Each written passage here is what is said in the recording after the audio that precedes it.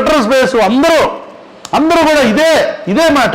ఇదే ఏంటి, ఇది మహాభారతాన్ని తిడతాడు, రామాయణాన్ని తిడతాడు అని చెప్పి. రామాయణంలో అరే నా కొడక, రామాయణంలో సీతను వదిలేసిన రాముడి గురించి నువ్వు చెప్పి అది చేపించరా, ఈ రోజు అగ్ని ప్రవేశం చేపించరా నా కొడక. నువ్వు సీతని వదిలేసిన రాముడిని ఆదర్శంగా తీసుకుని ఈ రోజు ఎంతమంది భర్తలు వాళ్ళ భార్యను అగ్ని ప్రవేశం చేపిస్తారని చెప్పని రోడ్డు మీద అడగరా నా కొడక.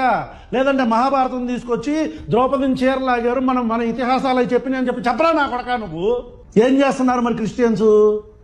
సొంత రాజ్యంలో తరిమించుకొని రాముడు అని చెప్పనంటే ఎలా ఉంటది? రాజ్యం పోండి అని చెప్పని తరిమించుకొని అడవిలో అడుక్కు ఈ రాఘవ మనోహర్ అలియాస్ మోహన్ రావు అనేవాడు లేస్తే పొద్దున్న లెగిస్తే క్రిస్టియన్స్ని ముస్లిమ్స్ని వాళ్ళని తిడతాడా, వాళ్ళతో పాటు వాళ్ళు విశ్వసిస్తున్న దేవుళ్ళని తిడతాడు. బొక్కేం కాదు, బొక్కలో బైబిల్, అది ఒక వ్యభిచార పుస్తకం, పబ్లిక్ లో చెప్తున్నా. ఇలాగా ఏందో ఆ 2 సెక్కలకి సున్ని ఎందుకు? ఇలాగా సున్ని ఎవరు వేసుకుంటారా, మగోళ్ళ ఆడోళ్ళ? బొక్కడా బైబిల్ పబ్లిక్ లో చెప్తా. బొక్కడా బైబిల్ క్రైస్తవ బొక్క. ఏసు ఎవడికి పుట్టాడో తెలుసా? ఏసు చవట, ఆడెవడో పుట్టాడో తెలీదు. కాపీ పేస్ట్, క్రైస్తవం వేస్ట్ అని మాట్లాడతాడు జీసస్ క్రైస్ట్ గురించి. అట్లా మాట్లాడినప్పుడు నేను ఒక రిటాలియేషన్ వీడియో చేశా. 1 అవర్ వాడి మల్టిపుల్ వీడియోస్ ఉన్నాయి. దాంట్లో నేను ఏమన్నాను అనే దాని గురించి చెప్పే ముందు ఒకసారి ఈ వీడియో చూడండి ప్లీజ్ బ్రదర్. రామాయణంలో అరే నా కొడక, రామాయణంలో సీతను వదిలేసిన రాముడి గురించి నువ్వు చెప్పి అది చేపించరా, ఈ రోజు అగ్ని ప్రవేశం చేపించరా నా కొడక. కట్ చూసారా, చేపించిన కట్ బ్రదర్ కంటిన్యూ. ఎన్ని కట్స్ వస్తాయో చూపిస్తా మీకు ఇప్పుడు.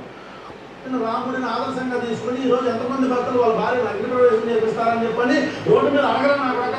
లేదంటే మహాభారతం తీసుకొచ్చి ద్రౌపదిని చీరలాగారు, మన ఇతిహాసాలు చెప్పిన చెప్పరా నా కొడక. నువ్వు ఏం చేస్తున్నావు? అలా అంటే ఎలా ఉంటుంది? ఒకటి అలా అంటే ఎలా ఉంటుంది అన్న దగ్గర కట్ ఎందుకు వచ్చింది అబ్జర్వ్ చేశారా మీరు?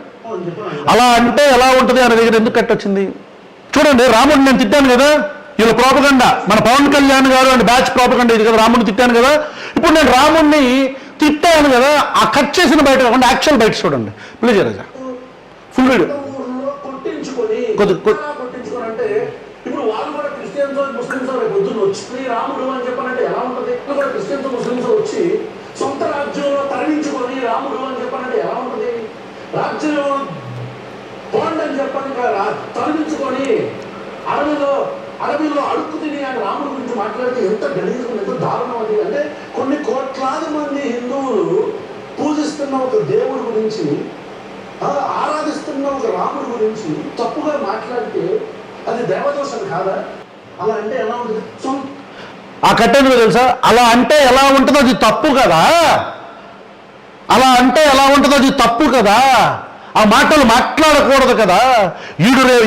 ఈ రోజు మాట్లాడినందుకు రేపొద్దున్న మళ్ళీ క్రిస్టియన్స్ కూడా బయటకు వచ్చి ఇలాగే మాట్లాడితే, రాముడిని దూషిస్తే, కృష్ణుడిని దూషిస్తే, వెంకటేశ్వర స్వామిని దూషిస్తే, శివుడిని దూషిస్తే కొట్టుకోరా మతాల పేరుతో. వీడిని ఆపాలి కదా. ప్రభుత్వాలు ఎందుకు చర్యలు తీసుకోవట్లేదు, క్రిస్టియన్ సంఘాలు ఎందుకు కేసులు పెట్టట్లేదు అని ఆ రోజు మాట్లాడితే అయ్యి కట్ చేసి ప్రోపగండా. మళ్ళీ వెనక్కి వెళ్తున్న పవన్ కళ్యాణ్ ఆ సభలో ఇచ్చిన దిశానిర్దేశం మీరు అందరూ అటాక్ చేయండి అని ఇండైరెక్ట్ గా చెప్పంగానే మన కూలీలు బయటకు వచ్చి ఆ బంగ్లాదేశ్ వీడియో గురించి మాట్లాడతారు. కట్ చేసిన వీడియో. ఈ వీడియోలో మళ్ళీ నేను మాట్లాడిన మాటలు కట్ చేసి మాట్లాడతారు. ఇది కంప్లీట్ వీడియో ఎవరన్నా చూసారా? ఈ కంప్లీట్ వీడియో ఎప్పుడైనా ఎవరన్నా చూసారా? ఈ కంప్లీట్ వీడియోలో దాదాపు 1 అవర్ ఉన్న వీడియోలో హిందువులు, ముస్లింలు, క్రిస్టియన్లు కొట్టుకొని చావకూడదు కదా అని చెప్తే, వీడు జీసస్ క్రైస్ట్ గురించి బూతులు మాట్లాడితే ఆ బూతులు మాట్లాడిన దాని గురించి వాళ్ళు కూడా రిటాలియేట్ చేస్తే ఎట్లా ఉంటుందో తప్పు కదా అన్న దానికి చేస్తారు. సార్ ఒక మనిషిని అరెస్ట్ చేయడానికి పవన్ కళ్యాణ్ గారు ఇంత హీనంగా బిహేవ్ చేయాలా?